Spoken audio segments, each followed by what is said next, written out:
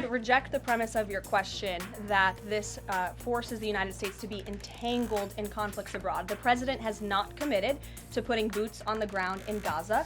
On Gaza, the president has spent basically his entire public career criticizing foreign entanglements, nation building, sending American troops to fight abroad, particularly in the Middle East. This plan seems like it could ultimately involve all of those things.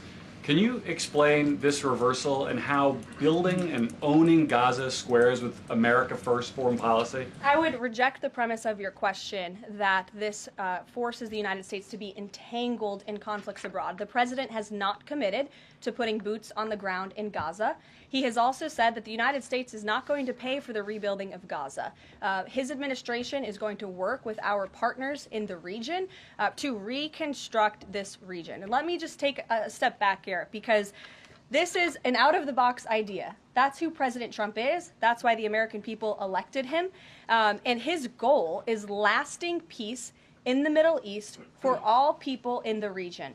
And as I said in my opening remarks, we've had the same people pushing the same solutions to this problem for decades. And it's been made very clear to the president that the United States needs to be involved in this rebuilding effort to ensure stability in the region for all people. But that does not mean boots on the ground in Gaza.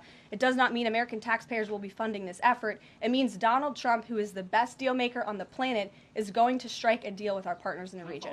He did not rule out American troops in Gaza last night. Are you doing that now? I am saying that the president has not committed to that just yet. He has not made that commitment, and you know that. And on the foreign partners, the Jordanians, the Egyptians, the Saudis have already panned this plan.